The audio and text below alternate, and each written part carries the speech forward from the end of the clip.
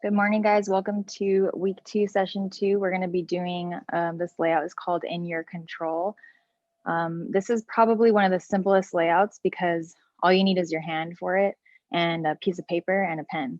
You don't need any layout at all. And I'm going to just scroll through to what it looks like at the end. The point of this layout is to show to yourself what is in your control, what is outside of your control, and then your aura. That it's just your reminder of what you can do to control the things that are infecting you, basically. So I always tell everyone, first thing to do, step 1 is just to draw your hand on a piece of paper. Trace your hand. You could do fingernails. You don't have to. It doesn't really matter. And then I did break it down into steps. So if you're watching the replay, you can go through the steps. But I'm going to sit here with the group and just run through it. So for this example, this is one that I did last year. I'm going to start fresh for this video, but something that I would put on the inside of my hand that I can control. Just my top ones would be like my living environment, the energy that I wake up with. I feel like is something that I do. Something that I can't control is like an opinion that someone thinks about my lifestyle, or an opinion about something someone thinks about something I'm going to do, or things like that. And they all would kind of counter benefit each other. So in this example on the page, it says the things I can control is the food that I put in my body. Something that I can't control is like when I go out to eat and there's like, I don't know, fucking hidden canola oil in something and I don't know about it. I'll know about it a couple hours later after I have eaten that, but that's out of my control. So something that I can do within my control is to take food with me when I travel. Is something I've been talking about recently that we actually have to start doing, because we have no idea what is in the food that we're eating, and we're having all these adverse reactions that we don't even notice until a few days later. So one of the easy things to do is just to nip it in the bud and just travel with food. I wrote down the people, places, and things I spend my time and energy on. A lot of the times we can feel like we don't have time, we don't have energy to do anything, but that can play off of what you're choosing to put your time on. Like maybe you can cut out, so a phone call you take every day from a friend who, what I like to call, shits in your mouth and gives you unsolicited information that you haven't asked to know about. You always want to gauge someone out before you're going to share with them, because we are energetic beings and we all hold energy and space in different ways. And you could knock someone down the ladder by sharing something with them that they're not ready to hear. Depending on if their doors, and when I talk about the doors, I'm talking about the chakras. If their doors are open or closed, we don't ever know. And it could be your partner that's living in your house. Maybe all their doors are shut and all yours are open, and you're just like ready to go, go, go, go, go. And they're like, ready. They just want to be in the room by themselves. So we can't ever assume. So that's where the color comes in. And I always, at the end of this exercise, after I've written everything on the inside of my hand and then everything on the outside, and I've identified what I can't control, then I'll go in and pick any kind of color and pick any color and just draw an aura. You can use paint, you can use markers. Just draw an aura around your hand, and that serves as a visual cue for you, so that you have a boundary. You know that you can energetically set a boundary for yourself. I would love for my cousin to hop on if he'd like and unmute himself. Can't see. A second. Hello. Hi, welcome. Sorry, someone was calling me. Okay, so I would love for you to share so he makes all of my bracelets and stuff, and it's really helped me with all my healing, and I literally pick different ones every day. And ever since I started wearing my crystals, I felt energetically different. Like I could transmute, and I could, I don't know, I just feel like even doing this, I feel like I can do Reiki on myself. I feel like an energy flowing. So I'd like for you to explain your take on this whole layout and how you see it from your side. Well, when my chakras got unblocked, it was kind of like the worst case scenario. Like it was very strange. I was like um, going through drug addiction and things like that, and I felt my energy just like different. Like I could feel energy, and I didn't know what it was. And for a year, I was trying to get rid of that energy, and it was until like I felt like I was close to getting rid of that energy that I was also close to dying. And then I started having like a spiritual awakening and realizing that was my energy, you know what I mean? And for me, learning how to deal with my chakras is through there's sound, smell, light, and crystals. So with the crystals is I think the easiest way for me.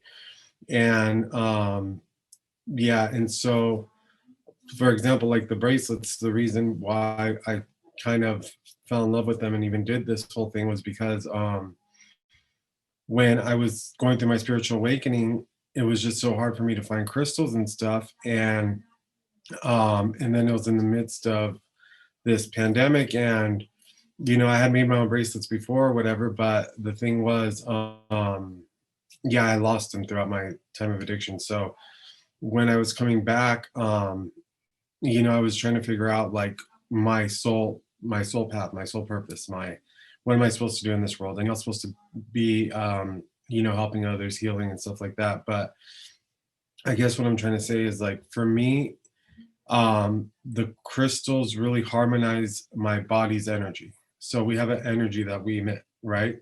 And then we have incoming things like Wi-Fi, all those different things. Even they're saying like the ear pod things, how it works is from the device connects to one ear pod and from one ear pod connects to the other. So you're putting a wave through your brain. And so they're saying like all these things, and for me, I feel like because each crystal sets off its own frequency.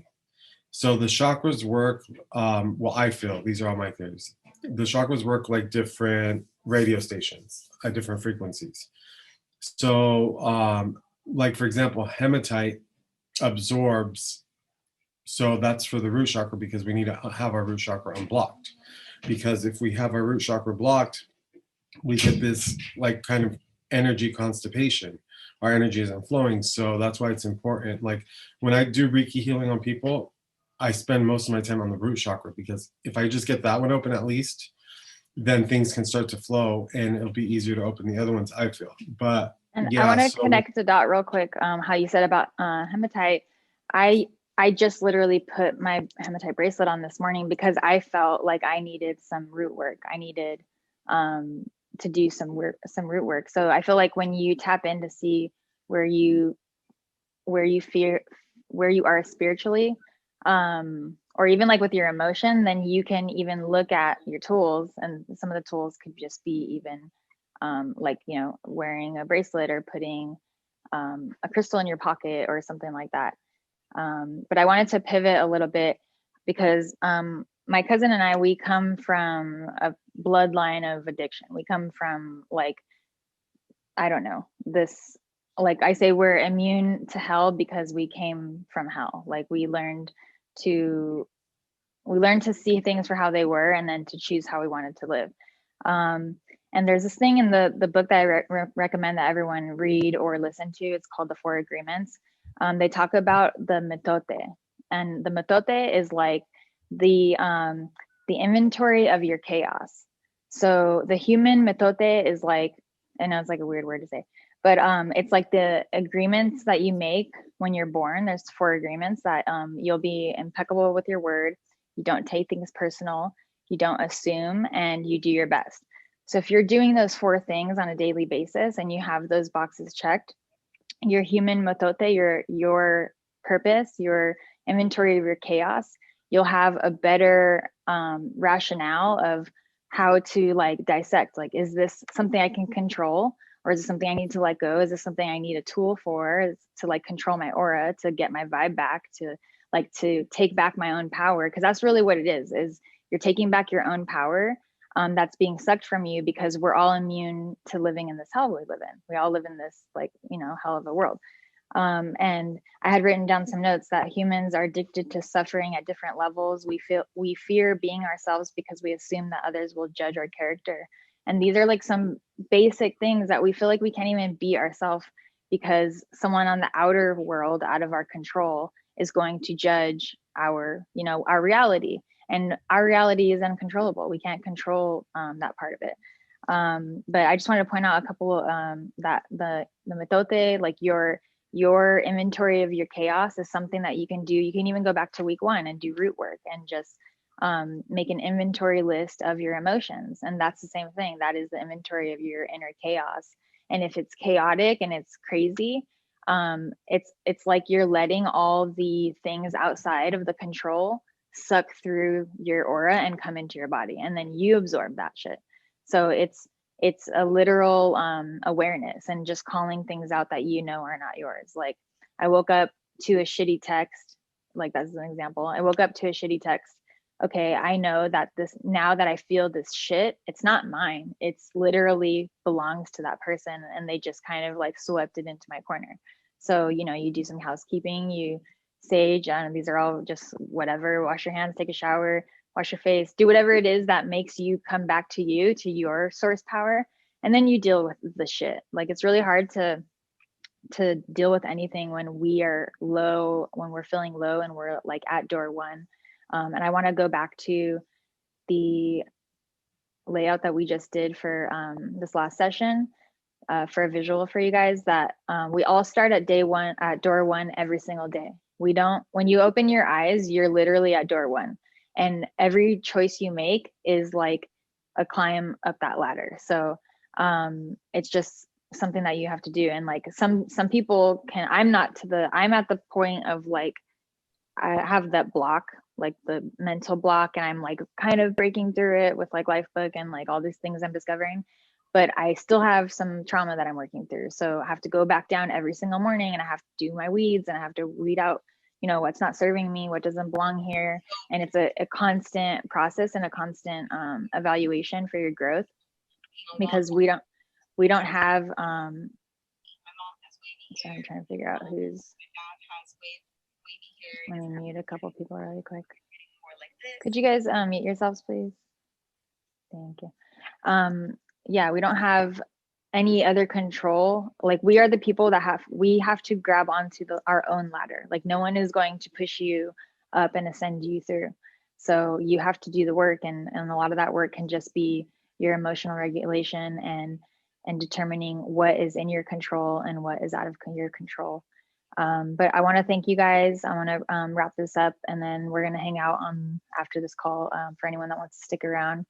But next session is going to be on Friday, and I look forward to seeing you all there.